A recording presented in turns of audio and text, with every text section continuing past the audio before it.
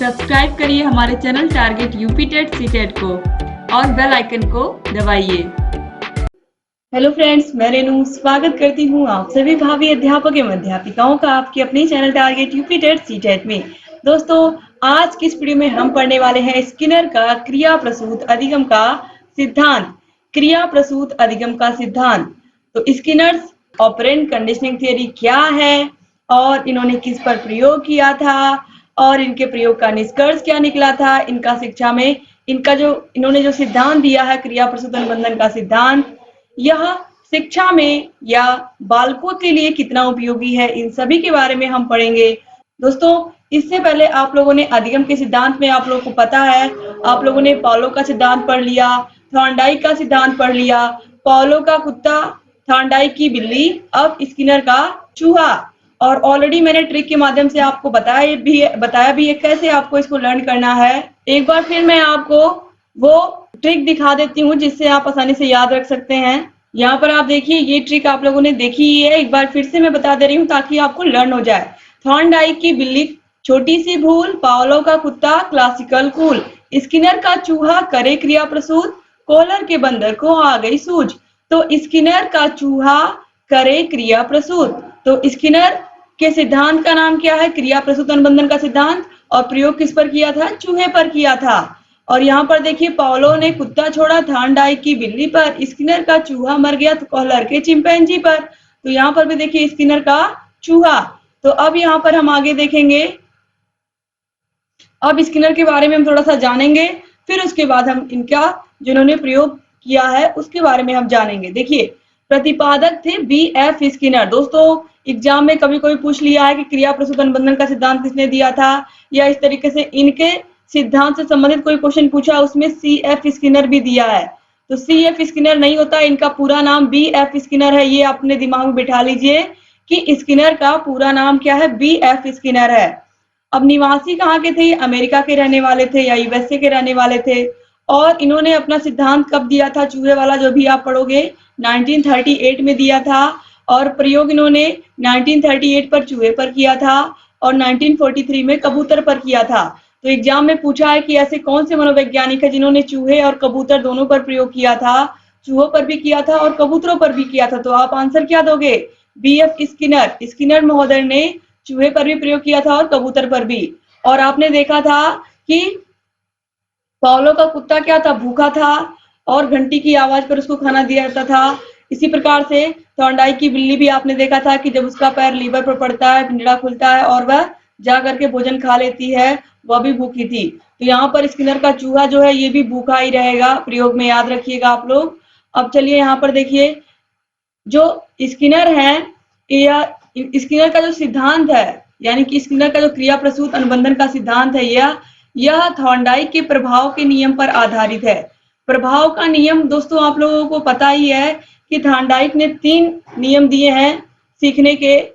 तत्परता का नियम, दूसरा अभ्यास का नियम और तीसरा क्या है? प्रभाव का नियम।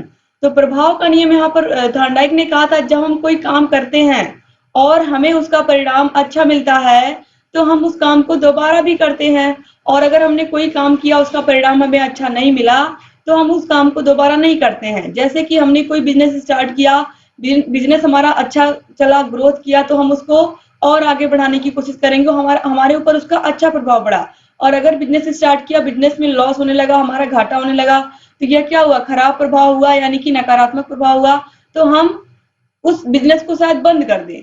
तो इसलिए यहाँ पर इन्होंने इस बात पर ध्यान दिया है कि जब व्यक्ति को फल मिलता है, किसी भी काम का फल मिलता है, तो वह अच्छा भी हो सकता है, खराब भी हो सकता है, यानी कि उसके लिए पॉजिटिव भी हो सकता है, निगेटिव भी हो सकता है। तो काम का जो फल होता है वो बहुत बहुत महत्वपूर्ण होता है।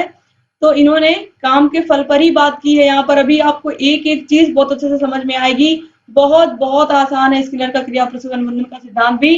दोस्तों, सबसे पहले यहाँ पर मैं 2 शब्दों की बात करूंगी। पहला है अनुक्रिया, यानी कि रिस्पोंडेंट, और दूसरा है क्रिया प्रसूत। इसके बारे में आप ध्यान समझिएगा। अनुक्रिया, इस प्रकार के व्यवहार में उद्दीपक की जानकारी होती है, इसे अनुक्रियात्मक व्यवहार कहते हैं, और उद्दीपक के प्रति होने वाली अनुक्रिया प्रकाशित अनुक्रिया कहलाती है। तो अनुक्रिया मतलब ये हुआ कि आप उद्दीपक को देख करके आप क्या कर रहे हो, कार्य कर रहे हो। जैसे कि बच्चा पता है कि अगर वो क्लास में फर्स्ट आएगा तो उसे साइकिल मिलेगी, तो उसे लक्ष्य दिखाई दे रहा ना कि अगर मैं काम अच्छे से कर लूंगा और क्लास मेहनत से पढ़ करके क्या कर सकता हूँ, मैं फर्स्ट आ सकता हूँ और उस साइकिल को अपने घर लेकर के जा सकता हूँ इनाम के रूप में। तो अगर लक्ष्य पता है तो लक्ष्य किसके कारण वह पढ़ रहा है, उस साइकिल की लालच में, या ये कह सकते हैं कि उसके दिमाग में ये बात आ चुकी है बच्चे के कि मुझे उद्दीपक दिख रहा। उद्दीपक क्या है, साइकिल है उस बच्चे के लिए। तो जब उसको उद्दीपक यानी कि जब उसको लक्ष्य दिख रहा है कि मैं जब मेहनत करूंगा और पढ़ाई करूंगा तो मुझे साइकिल मिलेगी, यानी कि दिमाग में जो उद्दीपक है उसके बारे में बार बार दिमाग में चलता रहता है। तो व्यक्ति इसी के बिहाफ पे, या फिर ये कहें कि साइकिल के लिए ही वह पढ़ाई कर रहा है, यानी कि उद्दीपक के लिए ही उसे उद्दीपक की जानकारी है। ठीक है, कि अगर हम मेहनत करेंगे तो हमें क्लास में पहला स्थान मिलेगा। अब दूसरा है, देखिए दूसरे प्रकार के व्यवहार में उद्दीपक की जानकारी नहीं होती है। इसे क्रिया प्रसूत व्यवहार और अज्ञात उद्दीपक के प्रति होने वाली अनुक्रिया, निर्गमित या उत्सर्जित क्रिया कहते हैं। इस अनुक्रिया को क्या कहते हैं हम, निर्गमित या उत्सर्जित क्रिया कहते हैं। देखिए यह जो क्रिया प्रसूत है, जो स्किनर का सिद्धांत है, यही इसी पर आधारित है, इसको आप ध्यान समझिएगा। दूसरे प्रकार के व्यवहार में उद्दीपक की जानकारी नहीं होती है, उद्दीपक के बारे में हमें तुरंत नहीं पता होता है और इसे क्रिया प्रसूत व्यवहार और अज्ञात उद्दीपक के प्रति होने वाली अनुक्रिया को हम निर्गमित या उत्सर्जित क्रिया कहते हैं। जैसे कि आपके पास फोन है, आपका फोन, उसमें घंटी आ रही है, तो घंटी बज रही है, अब फोन उठाना ना उठाना ये आपकी मर्जी है, आप उस पर क्रिया कर रहे हो या नहीं कर रहे हो। ठीक है, तो जो क्रिया प्रसूत है यह आपकी क्रिया पर ध्यान देता है, आपके उद्दीपक के बारे में तो आपको पता ही नहीं, क्या पता कि फोन पर आपको ये जानकारी मिलने वाली रही हो कि आपकी लॉटरी लगी है। तो इस तरीके से यहाँ पर देखिए जो क्रिया प्रसूत है इसमें केवल और केवल क्रिया पर ध्यान दिया जाता है, आप क्रिया कर रहे हो या नहीं कर रहे हो, क्योंकि आपको उद्दीपक के बारे में तुरंत जानकारी नहीं होती। जैसे मैंने बताया कि आपका फोन बजा, आपने फोन उठाया नहीं उठाया, आपको ये नहीं पता है कि उस फोन पर आपकी लॉटरी लगने वाली थी। अगर ये पता तो आप तुरंत फोन उठा लेते ना। तो उद्दीपक की जानकारी आपको नहीं थी कि आपकी लॉटरी लगी है। तो यहाँ पर जो क्रिया प्रसूत है इसमें पहले से हमें लक्ष्य की जानकारी नहीं होती है और हम केवल और केवल अपना काम करते हैं और उस अज्ञात उद्दीपक के प्रति होने वाली जो अनुक्रिया, अज्ञात उद्दीपक के प्रति होने वाली जो अनुक्रिया है उसको हम क्या कहते हैं, निर्गमित या उत्सर्जित क्रिया कहते हैं। तो आपको समझ में आ गया होगा। अब देखिए स्किनर का प्रयोग, स्किनर ने जो प्रयोग किया था इसको आप लोग ध्यान से देखिएगा। स्किनर ने अधिगम से संबंधित अपने सिद्धांत के प्रयोग के लिए एक विशेष बॉक्स बनवाया जिसे स्किनर बॉक्स कहा जाता है। तो उन्होंने एक बॉक्स बनवाया और इस तरीके से पिंजरानुमा ही था, आप समझ सकते हो, और इस बॉक्स में भी एक लीवर लगा हुआ था जिसको दबाने से एक खट की आवाज आती थी और इसी पिंजरे में कहीं पर होल था। जैसे ही खट की आवाज आती थी इस पिंजरे में होल के माध्यम से एक प्लेट में खाना आ जाता था, या फिर ये कह सकते हैं कि इस पिंजरे से लगा हुआ एक प्लेट था और जैसे ही गलती से भी इस चूहे का पैर इस लीवर पर पड़ता तो क्या होता, खट की आवाज आती और जैसे ही खट की आवाज आती तुरंत उस प्लेट में खाना आ जाता, जो प्लेट इससे लगा हुआ था, किससे, पिंजरे से या बॉक्स से। ठीक है, इसको बॉक्स भी आप कह सकते हो। देखिए स्किनर ने अधिगम से संबंधित अपने सिद्धांत के प्रयोग के लिए एक विशेष बॉक्स बनवाया जिसे स्किनर बॉक्स कहा जाता है। स्किनर ने चूहे को अपने प्रयोग का विषय बनाया। बॉक्स में एक लीवर था जिसके दबते ही खट की आवाज आती थी। इस ध्वनि को सुन चूहा आगे बढ़ता। इस लीवर का संबंध एक प्लेट से था। जैसे ही लीवर दबता और खट की आवाज आती प्लेट में खाने का टुकड़ा आ जाता था। वह खाना चूहे के लिए प्रबलन यानी कि रीइंफोर्समेंट का कार्य करता। चूहा भूखा होने पर प्रणोदित या ड्राइव होता और लीवर को दबाता, उसे भोजन मिल जाता। स्किनर ने निष्कर्ष निकाला, यदि किसी क्रिया के बाद कोई बल प्रदान करने वाला उद्दीपक या भोजन प्राप्त हो जाता है तो उस क्रिया की शक्ति में वृद्धि होती है। तो अब आप ध्यान से समझिएगा स्किनर ने क्या कहा है, बहुत इंपॉर्टेंट है ये बात, कि स्किनर ने कहा कि जब चूहा भूखा होता तो वह क्या करता। स्किनर स्किनर ने जब चूहे को अंदर बंद कर दिया तो यहाँ पर उसने एक लीवर लगाया था, और जब चूहे को भूख लगी, धीरे धीरे उसका भूख जब बहुत तेज हो गया, तो भूखा तो ऑलरेडी था ही वो, धीरे धीरे जब बहुत तेज हो गई तो वह उसी बॉक्स में उछल कूद करने लगा, और उसका पैर किस पर पड़ गया, इस लीवर पर पड़ गया। जैसे ही लीवर पर पड़ा तो खट की आवाज आई, खट की आवाज आई, और इस खट की आवाज के बाद उसे तुरंत भोजन दिया गया। यानी कि उसके पास उस प्लेट में भोजन आ गया, जो प्लेट लगा हुआ था बॉक्स से, तो उसने उस भोजन को खा लिया। तो यह जो भोजन है, जैसे कि आपने देखा था जब बिल्ली को बंद किया था थार्नडाइक ने, किसमें, पिंजड़े में, तो वहां पर क्या हुआ था, जब उसको खाना मिला तो खाने को क्या कहा गया था, उद्दीपक, और उद्दीपक ही उसका लक्ष्य हो गया था। लेकिन यहाँ पर उद्दीपक को लक्ष्य ना कह करके उद्दीपक को क्या कहा गया है, पुनर्बलन कहा गया है। क्या कहा गया है, पुनर्बलन कहा गया है, जिसे हम पुरस्कार भी कह सकते हैं। यानी कि उसने अनुक्रिया किया, उसने क्या किया, उसने लीवर को दबाया, दबाने का काम किया, इसको क्या कहेंगे, हम अनुक्रिया कहेंगे। तो अनुक्रिया किया और उसे क्या मिला, उसे भोजन मिला पुरस्कार के रूप में, पुनर्बलन के रूप में। यानी कि यहाँ पर अब आप ध्यान दीजिएगा, जब हम कोई अच्छा काम करते हैं, जैसे कि चूहे ने लीवर को दबाया, तो लीवर को दबाने के बाद खट की आवाज आई, तो जैसे ही खट की आवाज आई तुरंत उसको भोजन मिल गया। तो यहाँ पर उसको क्या किया हमने, उसको पुरस्कार के रूप में खाना दे दिया। तो ऐसे ही जैसे ही बच्चा क्लास में कोई अच्छा सवाल, कोई सवाल लगा करके जल्दी से दिखाता है, कोई भी चैप्टर याद करके आपको सुनाता है, तो आपको तुरंत बोलना है, शाबाश बेटा बहुत अच्छा किया। तो जब आप तुरंत पुनर्बलन दोगे, तुरंत अच्छा बोलोगे, तो इससे क्या होगा, इससे बच्चे के अंदर एनर्जी आएगी, और वह और जल्दी जल्दी सवालों को लगा करके आपको दिखाएगा, और सारे चैप्टर्स को लर्न करके आपको दिखाएगा। तो तुरंत पुनर्बलन देना बहुत जरूरी है। तो यहाँ पर यही कहा गया, जैसे ही लिवर दबता है और खट की आवाज आती है, तुरंत उसको भोजन मिल जाता है, किसको, चूहे को। और यह भोजन पुरस्कार के रूप में है, उद्दीपक के रूप में नहीं, क्योंकि यहाँ पर उसको पता नहीं है कि पुरस्कार के रूप में उसको क्या मिलने वाला। आप लोगों ने ध्यान दिया, यहाँ पर खाना उसके सामने नहीं रखा है, उसके सामने खाना नहीं रखा है चूहे के, बल्कि जब चूहे ने मेहनत की, जब चूहे ने लीवर को दबाया, खट की आवाज आई, तब उसको भोजन दिया गया। ठीक है, यहाँ पर उसको भोजन दिख नहीं रहा था। जबकि पाओलो का केस आप देखिए, पाओलो का जो कुत्ता था उसको भी भोजन दिख रहा था, जो थार्नडाइक की बिल्ली थी उसको भी दिख रहा था, लेकिन स्किनर का जो चूहा है उसको भोजन दिख नहीं रहा था। भोजन के बारे में, या ये कहें कि उद्दीपक, भोजन ही क्या था, उद्दीपक था, आपको पता ही है। उद्दीपक के बारे में स्किनर के चूहे को कोई जानकारी नहीं थी। तो इस तरीके से यहाँ पर जब हमने इसको दिया तो यह एक पुरस्कार के रूप में, पुनर्बलन के रूप में आया। तो जैसे कि अब देखिए यहाँ पर, तो देखिए जो खाना है वो इसके लिए प्रबलन यानी कि री इन्फोर्समेंट का कार्य करता है, या फिर ये कहें पुनर्बलन का काम करता है। चूहा भूखा होने पर प्रणोदित यानी कि ड्राइव्ड होता और लीवर को दबाता और उसे भोजन मिल जाता। यदि किसी क्रिया के बाद हम कोई बल प्रदान करने वाला उद्दीपक भोजन प्राप्त हो जाता है, तो उस क्रिया की शक्ति में वृद्धि हो जाती है। यानी कि जब हम कोई काम करते हैं और हमें ये पता नहीं है कि हमें क्या मिलने वाला है, जब हमने कोई काम अच्छे से किया और उसके बाद हमें क्या मिल गया, कोई पुरस्कार मिल गया, या कोई अच्छी चीज मिल गई, या हमें शाबाशी मिल गई, तो इससे क्या होता है, हमारे काम की शक्ति में और वृद्धि होती है। तो इस तरीके से अब देखिए यहाँ पर स्किनर का मत क्या था, ध्यान से देखिएगा। यदि इस प्रकार अनुक्रियाओं को पुनर्बलित कर दिया जाए तो वे बलवती हो जाती हैं और व्यवहार में अस्थायी परिवर्तन लाती हैं। यानी कि बार बार इस तरीके से हम किसी बच्चे के साथ भी हम क्या कर सकते हैं, या इस तरीके के काम कर सकते हैं। जब वो बेहतर करे तो उसको हम पुरस्कार दे सकते हैं, उसको पुनर्बलित कर सकते हैं, उसकी प्रशंसा कर सकते हैं। प्रशंसा करना भी क्या, एक बहुत बड़ा पुनर्बलन देना है बच्चे की। अगर उसने अच्छा काम किया है, क्लास के सारे बच्चों के सामने उसके लिए क्लैपिंग करवा सकते हैं, उसकी तारीफ कर सकते हैं।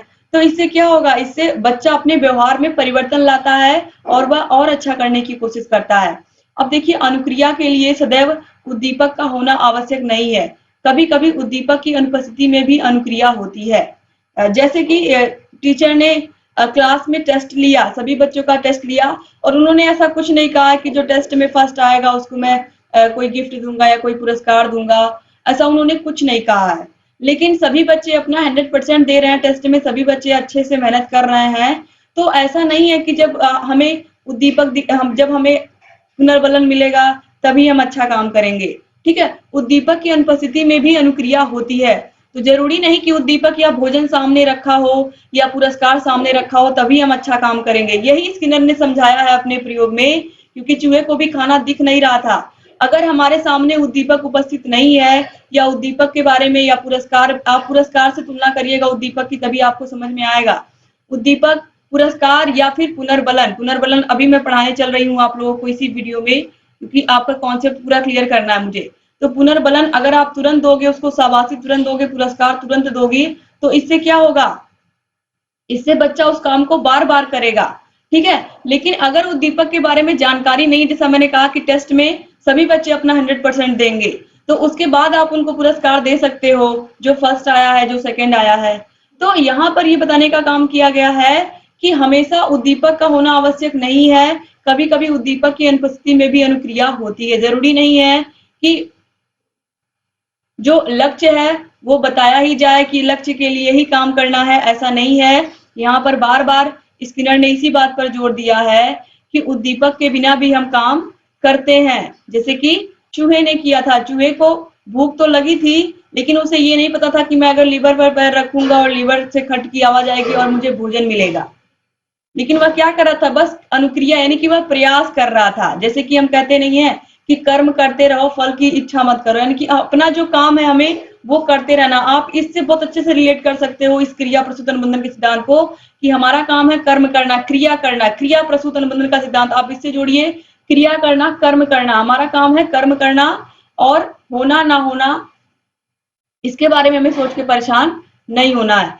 तो यहाँ पर देखिए इन्होंने सबसे ज्यादा इंपॉर्टेंट, अब यहाँ पर ये लाइन आ रही है, इसको मोस्ट इंपॉर्टेंट है। इन्होंने परंपरागत थ्योरी, एसआर थ्योरी को आरएस थ्योरी में कन्वर्ट कर दिया। एसआर थ्योरी, उद्दीपक अनुक्रिया सिद्धांत किसने दिया था, थॉर्नडाइक ने दिया था। पिछली वीडियो में मैंने पढ़ाया है, जिन भी प्रशिक्षुओं ने नहीं देखा देख लीजिए, पॉलो का भी पढ़ा दिया है और थॉर्नडाइक का भी सिद्धांत पढ़ा दिया है। तो देखिए थॉर्नडाइक ने कहा था उद्दीपक अनुक्रिया, यानी कि उन्होंने कहा था जब बिल्ली को भोजन दिख रहा है तभी वह उसके लिए रिस्पॉन्स कर रही है, यानी कि जब हमें लक्ष्य दिख रहा है तभी हम उसके लिए काम कर रहे हैं। लेकिन यहाँ पर इन्होंने क्या कहा, इन्होंने कहा है, अब स्किनर ने क्या कहा है ध्यान से देखिएगा। स्किनर ने कहा है कि हमें रिस्पॉन्स पर ध्यान देना है। इन्होंने क्या कहा, रिस्पॉन्स पर ध्यान देना है, यानी कि हमें कर्म पर ध्यान देना है। तो इन्होंने क्या बना दिया, एसआर थ्योरी को आरएस थ्योरी बना दिया, यानी कि यहाँ पर इन्होंने सबसे पहले रिस्पॉन्स पर ध्यान दिया है, यानी कि इन्होंने कहा है कि हमें अपना कर्म करना है, जरूरी नहीं कि उद्दीपक दिखे तभी हम काम करेंगे। जैसे कि चूहे को नहीं पता था कि जब मैं लीवर पर पैर रखूंगा तो मुझे खाना मिलेगा, उसे नहीं पता था। जैसे कि अभी मैंने आपको एग्जांपल दिया था मोबाइल वाला, कि मोबाइल बज रही है, उठाना ना उठाना आपका काम है, आप उठाओ ना उठाओ, आपको पता नहीं है कि उस पर किसका फोन आ रहा क्या है, या आपकी लॉटरी लगने वाली है, तो आपने उसको देख करके अनदेखा कर दिया। तो इस तरीके से जो आरएस थ्योरी है, जो स्किनर की थ्योरी है, यह केवल और केवल क्रिया पर ध्यान देती है कि हमें अपना कर्म करना है। तो आरएस मतलब रिस्पॉन्स, आर मतलब क्या होता है, रिस्पॉन्स।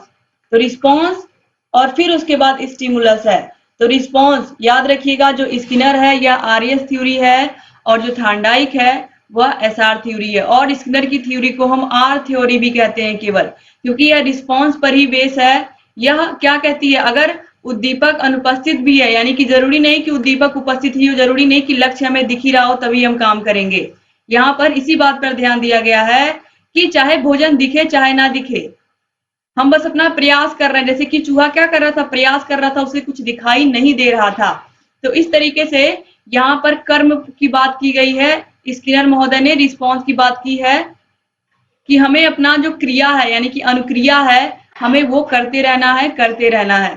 तो याद रखिएगा एसआर थ्योरी थॉर्नडाइक ने दिया है, और आरएस थ्योरी, जैसे स्किनर का नाम एस से स्टार्ट होता है, लेकिन यहाँ पर देखिए इन्होंने आरएस थ्योरी दी है। तो याद रखिएगा स्किनर में आर पहले आता है, एस नहीं, आर पहले आता है, और थॉर्नडाइक में एस आता है। तो आरएस थ्योरी स्किनर। अब देखिए स्किनर के सिद्धांत का शैक्षिक महत्व क्या है। तो स्किनर के सिद्धांत का शैक्षिक महत्व ध्यान से देखिएगा। अवांछित व्यवहारों को नकारात्मक पुनर्बलन प्रदान करके रोका जा सकता है। यहाँ पर कहा गया है, जैसे अभी मैंने आप लोगों को बताया कि जब बच्चा अच्छा काम किया, क्लास में फर्स्ट आया, उसको उसको आपने शाबाशी दी, उसकी प्रशंसा की, तो यह सब क्या है? ये सब सकारात्मक पुनर्बलन है ना। बच्चा और अच्छा करने की कोशिश करेगा, वह अपने विषय को और अच्छा बनाएगा और सवालों को और जल्दी हल करके आपको दिखाएगा। लेकिन अवांछित व्यवहार का मतलब क्या है? कोई बच्चा है क्लास में जो दूसरे बच्चों का सामान चुरा लेता है, उनकी कॉपियां चुरा लेता है, पेंसिल, रबर, इरेजर चुरा लेता है, और इसके अलावा वह अपना काम भी करके नहीं आता है। तो नकारात्मक पुनर्बलन आप उसको कैसे दोगे? नकारात्मक पुनर्बलन के लिए आप क्या कर सकते हो? आप उसको क्लास के सामने खड़ा कर सकते हो, आप उसको डांट सकते हो, ठीक है? तो ये सब क्या है? ये सब नकारात्मक पुनर्बलन है। यानी कि नकारात्मक पुनर्बलन करके आप क्या कर सकते हो? उसके अवांछित व्यवहार को रोक सकते हो। उसे खुद शर्म आएगी कि सारे क्लास के बच्चों के सामने सर ने, मैम ने मुझे खड़ा कर दिया और मुझे डांट लगाई सारे क्लास के बच्चों के सामने, तो मैंने गलती की, मुझे नहीं चुराना चाहिए था, ये सामान नहीं चुराना चाहिए था, या मुझे अपना लेसन लर्न करके आना चाहिए था। तो इस तरीके से जो अवांछित व्यवहार है, यानी कि जैसे बच्चे चोरी करते हैं, बच्चे झगड़ा करते हैं, तो इस तरीके से टीचर उनको रोक सकते हैं नकारात्मक पुनर्बलन करके, यानी कि उन्हें दंड दे करके। दंड का मतलब है कि उन्हें डांट करके। अब देखिए, विद्यार्थी को तत्काल पुनर्बलन देना चाहिए, बहुत बहुत इंपॉर्टेंट है। अब आपने 4 सवाल दिए ब्लैक बोर्ड पर, 4 में से चारों सवाल एक बच्चा तुरंत करके लेकर के आया आपके पास, और वह 4 के चारों सवाल आपने देखा कि बिल्कुल सही है। तो आपको क्या करना है? आपको उस बच्चे को तुरंत तुरंत पुनर्बलन देना है। मतलब कि तुरंत पुनर्बलन जब आप देंगे तो इससे क्या होगा? इससे बच्चा और अच्छा करेगा। अब आज बच्चा आपके पास 4 के 4 सवाल सही करके लाया और आप उसको कल पुनर्बलन दे रहे हैं, तो यह बिल्कुल भी प्रभावी नहीं होगा। तुरंत कार्य का तुरंत, अगर वह तुरंत अच्छा करके आ रहा है तो तुरंत उसको आपको शाबाशी देनी है, तुरंत उसको उसकी आपको प्रशंसा करनी है।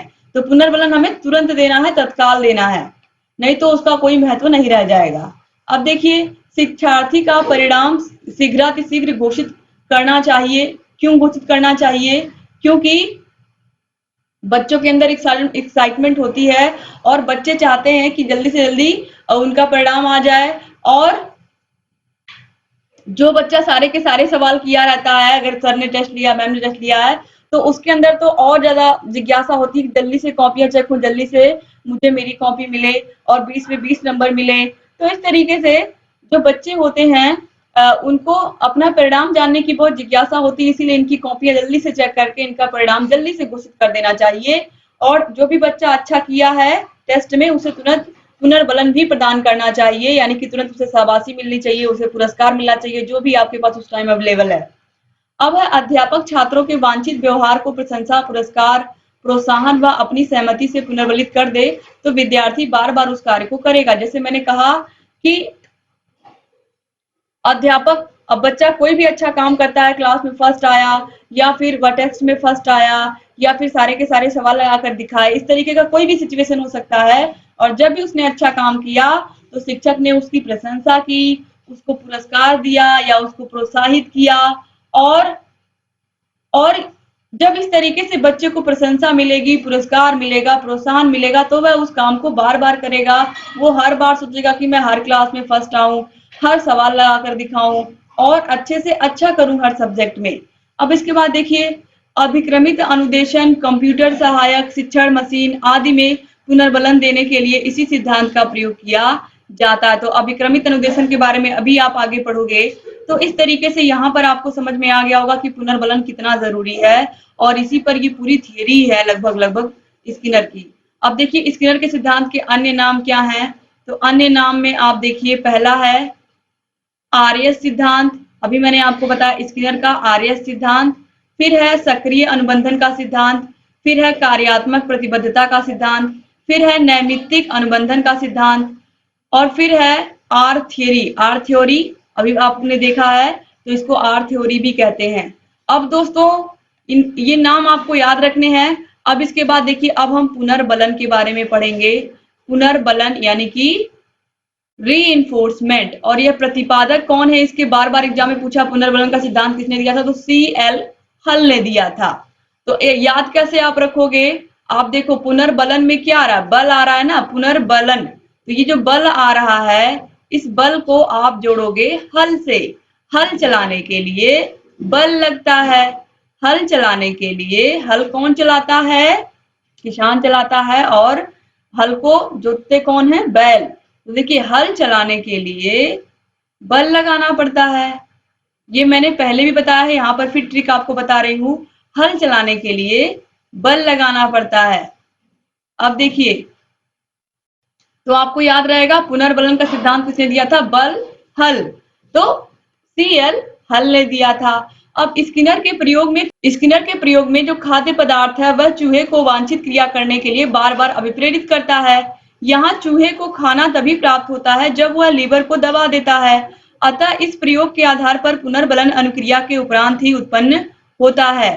तो पुनर्बलन जो है वो अनुक्रिया के उपरांत ही होता है। यहाँ पर ये बताया गया है कि जब हम किसी को कोई अच्छा काम करने पर पुरस्कार देते हैं तो वह उस काम को बार बार करता है। जैसे कि जब चूहे ने क्या किया था, लीवर पर पैर रखा, लीवर को दबा दिया, खट की आवाज आई और उसको भोजन मिल गया, तो उसे समझ में आया कि मैंने कोई अच्छा काम किया है। तो व्यक्ति उस काम को बार बार करना चाहेगा। और उसने क्या किया था, अब उस लीवर को बार बार दबाया था, क्योंकि उसे पता था कि मैं अच्छा काम कर रहा हूँ और मुझे इसके लिए पुरस्कार मिल रहा है। तो यहाँ पर यही बताया गया है कि पुनर्बलन कभी भी किसी न किसी अनुक्रिया के बाद ही हमें मिलता है। हमने अच्छा काम किया है, क्लास में फर्स्ट आए हैं, टेस्ट में फर्स्ट आए हैं, तो हमें पुरस्कार मिलेगा। हमने अपने क्षेत्र में कोई अच्छा काम किया है, कोई खोज की है, तो इस तरीके से, या कोई आविष्कार किया है तो हमें पुरस्कार मिल रहा है। और इसके अपोजिट नकारात्मक में क्या हो जाएगा? हमने चोरी की है, हमने किसी से लड़ाई की है, हमने किसी को धक्का दे दिया, गिर गया, किसी को चोट लग गई हमारी वजह से, तो ये सब क्या है? ये सब नकारात्मक है और इसके लिए दंड मिलना चाहिए, इसके लिए डांट मिलनी चाहिए। तो यही सब बातें यहाँ पर आपको पता चलेंगी। तो अगर आपने अच्छा काम किया है तो आपको तुरंत पुरस्कार मिलना चाहिए, और खराब किया तो दंड भी मिलना चाहिए। तो यहाँ पर देखिए, जो पुनर्बलन है वो किसी न किसी अनुक्रिया, कोई ना कोई आप काम करते हो, उसके बाद ही आपने मेहनत की, आपने टेस्ट में अच्छा नंबर लाया, आपने मेहनत की, क्लास में फर्स्ट आए, तो आपने मेहनत किया ना, अनुक्रिया यानी कि मेहनत का काम किया ना, तभी तो आपको पुरस्कार मिल रहा है, पुनर्बलन मिल रहा है। तो देखिए अनुक्रिया के उपरांत ही उत्पन्न होता है कौन? पुनर्बलन। यह प्राणी के व्यवहार को बल प्रदान करता है। अब देखिए परिभाषा क्या है? पुनर्बलन हमें बार बार क्रिया करने के लिए प्रोत्साहित करता है। पुनर्बलन सिद्धांत थार्नडाइक व पाउलो के सिद्धांत पर आधारित है। तो याद रखिएगा, थार्नडाइक और पाउलो के सिद्धांत पर ही आधारित है ये सिद्धांत। कौन? पुनर्बलन। तो एग्जाम में पूछेगा कि पुनर्बलन किसके सिद्धांत पर आधारित है? तो थार्नडाइक और पाउलो के। और इस जो पुनर्बलन है, आपको पता है कि ये जो पूरा स्किनर के बारे में भी आपने पढ़ा, स्किनर का जो पूरा चैप्टर है यह पुनर्बलन पर ही आधारित है। यानी कि उन्होंने अपने सिद्धांत में पुनर्बलन को बहुत बहुत अधिक माना, रीइंफोर्समेंट को उन्होंने बहुत महत्व दिया, तो उन्होंने पुरस्कार को बहुत महत्व दिया। तो एग्जाम में अगर पूछेगा कि स्किनर ने अगर एग्जाम में पूछता है कि जो पुनर्बलन का सिद्धांत है, इसको सबसे अच्छा किस मनोवैज्ञानिक ने कहा था, सीखने का सबसे अच्छा सिद्धांत किस मनोवैज्ञानिक ने कहा था, तो स्किनर ने ही कहा था पुनर्बलन सिद्धांत को सबसे अच्छा सीखने का सिद्धांत। अब देखिए, जो पुनर्बलन होता है दो प्रकार का होता है, सकारात्मक पुनर्बलन और नकारात्मक पुनर्बलन। और इसको भी हम बांट सकते हैं शाब्दिक और अशाब्दिक पुनर्बलन में। जैसे कि कोई बच्चा अच्छा काम किया, आपने कोई क्वेश्चन पूछा और आप क्लास में खड़ा किया, कोई क्वेश्चन पूछा, उसने बता दिया, तो आप कुछ मुंह से नहीं बोल रहे हो, आप बस क्या कर रहे हो, अब आप मुस्कुरा दे रहे हो, आप खुशी जाहिर कर रहे हो चेहरे से कि हाँ बेटा अच्छा किया, और उसको फिर बैठा दे रहे हो। नकारात्मक क्या हुआ? किसी बच्चे ने, आप देख रहे हो दो बच्चे क्लास में झगड़ा कर रहे हैं, और आप जैसे ही आपकी नजर पड़ी उन लोगों पर, वो लोग भी आपको देख रहे हैं, वही बच्चे भी आपको देख रहे हैं, तो वो देख रहे हैं कि आपके चेहरे पर एक गुस्से का भाव है, आप गुस्सा हो उन लोगों से, वो लोग क्यों झगड़ रहे हैं, तो वो दोनों चुपचाप फिर अपनी अपनी सीट पर आसानी से बैठ जाएंगे और अपना काम करने लगेंगे। उन्हें समझ में आ गया सर या मैम का फेस देख करके कि हाँ ये गुस्सा है हमारे व्यवहार से। तो इस तरीके से ये अशाब्दिक हो गया। यानी कि शाब्दिक और अशाब्दिक पुनर्बलन भी होता है कि हम कह करके भी अपना काम करवा सकते हैं और बिना कहे भी हम क्या कर सकते हैं, अपना काम करा सकते हैं। तो इस तरीके से यहाँ पर यानी कि बिना कहे भी होता है सकारात्मक पुनर्बलन और बिना कहे भी होता है नकारात्मक पुनर्बलन। तो शाब्दिक और अशाब्दिक ये दोनों ही होते हैं। तो शाब्दिक का मतलब जैसे कि आपने बोल दिया शाबाश बेटा बहुत अच्छे, तो ये क्या हो गया शाब्दिक, आपने अपने मुंह से कुछ शब्द बोले, और जब शब्द नहीं बोला केवल मुस्कुरा दिया केवल मुख के भाव ऐसे बनाए कि आप खुश हो, तो ये क्या हो गया, अशाब्दिक पुनर्बलन हो गया। अब देखिए सकारात्मक पुनर्बलन, नकारात्मक पुनर्बलन क्या होता है, ऑलरेडी आपने सीख ही लिया। तो सकारात्मक पुनर्बलन में देखिए, सकारात्मक पुनर्बलन वह पुनर्बलन होता है जो व्यक्ति को कार्य करने के लिए प्रोत्साहित करता है, जैसे प्रशंसा करना, पुरस्कार देना आदि। तो यह सकारात्मक हो गया कि बच्चा बार बार उस काम को करना चाहेगा। नकारात्मक क्या हो गया, नकारात्मक पुनर्बलन वह पुनर्बलन होता है जो व्यक्ति को कार्य करने से रोकता है।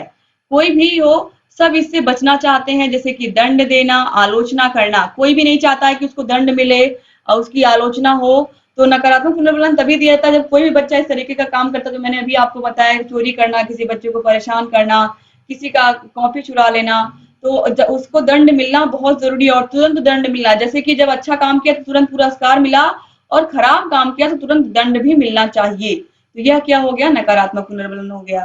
तो ये भी आपको समझ में आ गया। अब देखिए पुनर्बलन के और भी अन्य प्रकार होते हैं, जैसे कि सतत पुनर्बलन। तो यह भी वही चीज है, जैसे प्रत्येक सही क्रिया के बाद दिया जाने वाला पुनर्बलन सतत पुनर्बलन। जैसे कि मैंने अभी कहा कि जब प्रत्येक सही क्रिया के बाद दिया जाने वाला पुनर्बलन सतत पुनर्बलन कहलाता है। जैसे कि कक्षा में अध्यापक को पुनर्बलन का प्रयोग करना चाहिए, जैसे कि तुरंत करना चाहिए। कोई बच्चा अच्छा काम करके आया आपके पास, आप सारे सवाल लगा करके बच्चा दिखा रहा है, तो आपका काम है ना उसको पुनर्बलित करना, तुरंत आप उसको शाबाशी दोगे। आज वो काम करके दिखाया, कल परसों दोगे तो उसका कोई मतलब नहीं रहेगा। मतलब आपको हमेशा बच्चों को पुनर्बलित करना चाहिए, हर दिन। अगर बच्चे अच्छा कर रहे हैं तो हर दिन आपको उनको क्या करना चाहिए, हर दिन आपको उनको पुनर्बलित करना चाहिए। अब देखिए निश्चित अंतराल पुनर्बलन, यह क्या होता है, निश्चित अंतराल पुनर्बलन का मतलब होता है यह पुनर्बलन वार्षिक परीक्षा, अर्धवार्षिक परीक्षा यानी कि साल में एक बार, दो बार अर्धवार्षिक होता है, एक बार वार्षिक होता है, तो इसके बाद मिलता है। तो इसमें आपको पता ही है बच्चों को पुरस्कार दिया जाता है। इसके बाद देखिए यह भी क्या हो गया, निश्चित यानी कि 6 महीने 1 साल के बाद निश्चित अंतराल पर आता है। अब परिवर्तनशील पुनर्बलन यह क्या होता है, एक ही पुनर्बलन का बार बार प्रयोग नहीं करना चाहिए और इसे बीच बीच में परिवर्तित करते रहना चाहिए। यानी कि बस बार बार वही शाबाश बेटा बहुत अच्छे, बार बार यही शब्द नहीं आपको प्रयोग करने हैं, कुछ अलग चीजें भी आपको बोलनी है। आप बच्चे की पीठ थपथपा सकते हो, आप ये बोल सकते हो अगली बार और अच्छा करना, बहुत अच्छा कर रहे हो। मतलब बार बार आपको अपने ही शब्दों को बदलना पड़ता है, एक ही शब्द बार बार आपको प्रयोग नहीं करना है, या एक ही पुरस्कार बच्चे को बार बार नहीं देना है।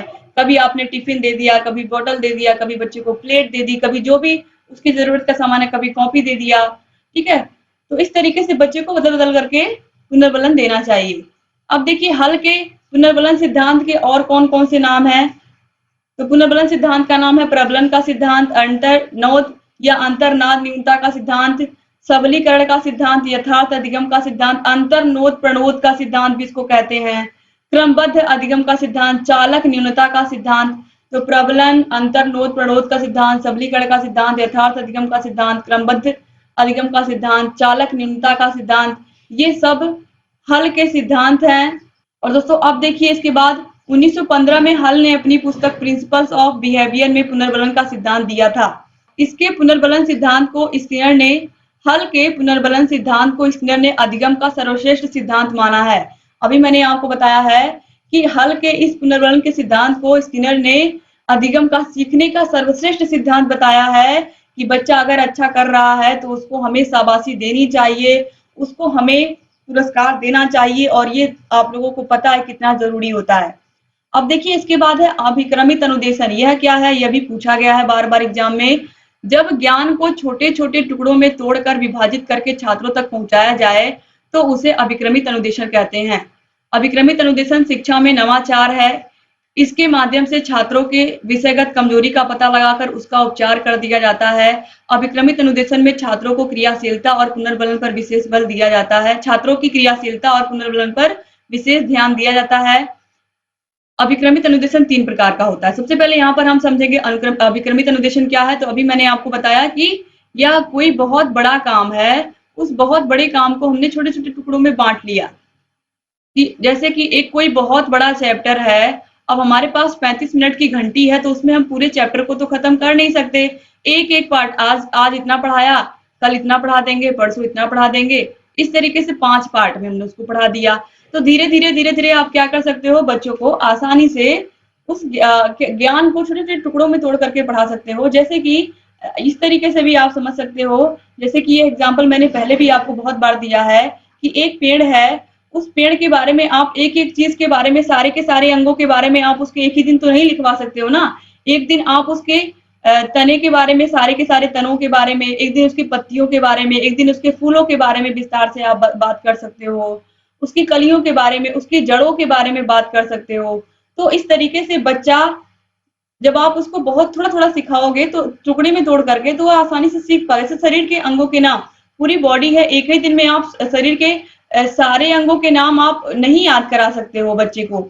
एक दिन आपने हाथों के बारे में, उंगलियों के बारे में, टहनियों की मीनिंग बच्चों को बता दी इंग्लिश में। फिर आपने एक दिन मुँह में जितने भी अंग है, नाक है, इसके अलावा सर है, कान है, ये गला, सबकी इंग्लिश बताई। तो इस तरीके से आप क्या कर रहे हो, छोटे-छोटे टुकड़ों में ज्ञान को बाँट करके बच्चों को पढ़ा रहे हो, यानी कि एक-एक अंग के बारे में बता रहे हो। छोटे-छोटे टुकड़ों में बाँटने से यही फ़ायदा होता है कि बच्चों के ऊपर पहले तो अधिक बर्डन नहीं पड़ता है और सारे के सारे बच्चे कॉन्सेप्ट को समझ जाते हैं। अब देखिए, यहाँ पर यह जो 3 प्रकार का अनुदेशन होता है, इसमें क्या-क्या होता है? पहला है रेखीय अभिक्रमित अनुदेशन। रेखीय अभिक्रमित अनुदेशन दिया था स्किनर ने 1952 में, और इन्होंने कहा था पूर्व ज्ञान को नवीन ज्ञान से जोड़ना। जैसे कि बच्चों को आप गुणा सिखा रहे हो और आपको पता है गुणा बच्चे को कब आएगा? जब उसको जोड़ पहले से आया रहेगा, जोड़ के साथ उसको पहाड़े याद होंगे। तो जोड़ की क्रिया उसने जब सीखी होगी, पहाड़े सीखे होंगे, तो उसके लिए जो 2 अंक के गुणे हैं, 2 अंक का जो गुणा है, उसके लिए क्या हो जाएगा? आसान हो जाएगा, क्योंकि 2 अंक के गुणे में केवल गुणा ही नहीं करना होता है, जोड़ना भी होता है। तो हासिल वाला जोड़ और उसको पहाड़े आने चाहिए, जिससे वह आसानी से गुणा को सीख पाए। तो पहले उसने कुछ सीखा था, तभी तो वह पूर्व ज्ञान को अपने नवीन ज्ञान से जोड़ रहा है गुणा करने में। तो इस तरीके से यहाँ पर देखिए, जैसे भाग की क्रिया हुई, तो भाग की क्रिया में भी घटाना आता है। तो बच्चे को आपने घटाना सिखाया होगा, तभी तो वह भाग की क्रिया सीख पाएगा आगे। जो उसका पहले का ज्ञान है, आप क्या कर देते हो, उसके नवीन ज्ञान से जोड़ देते हो। तो यह स्किनर ने कहा। रेखीय अभिक्रमित अनुदेशन किसने दिया था? अगर एग्जाम में पूछेगा तो आप क्या बताओगे? स्किनर ने। अब साखी अभिक्रमित अनुदेशन है, तो साखी अभिक्रमित अनुदेशन नॉर्मन एंड क्राउडर ने 1960 में दिया था, और इसका क्या मतलब है? समस्या का पता लगाकर उसका उपचार करना। ये आपने भी देखा भी है। तो बच्चा जिस भी विषय में कमजोर है, उसकी उस समस्या का पता लगा करके हम क्या कर सकते हैं? उसकी समस्या को दूर कर सकते हैं।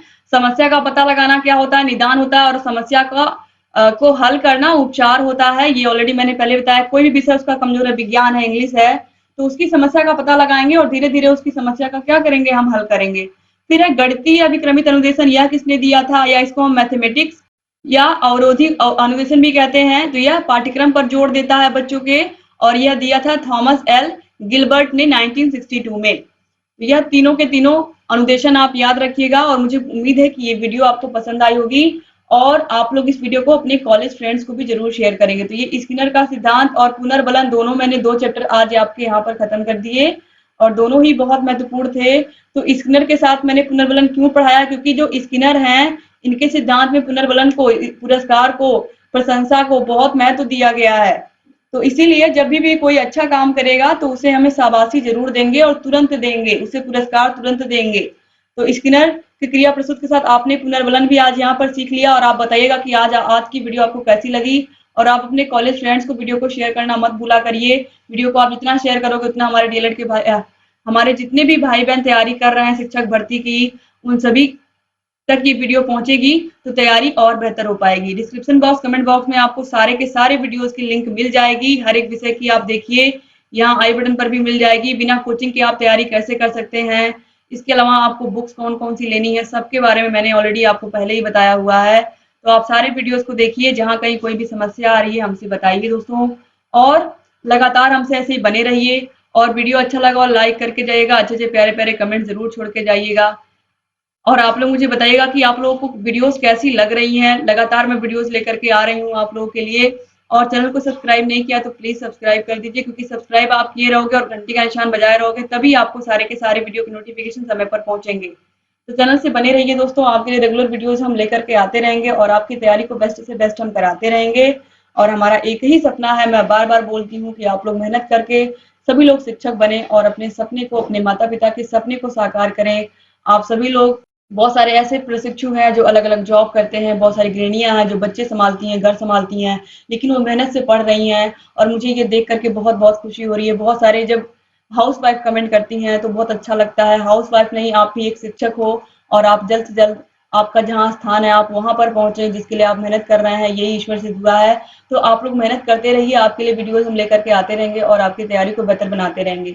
एक बार फिर से आप सभी भाई बहनों का, आप सभी का दिल से शुक्रिया वीडियो को पूरा देखने के लिए।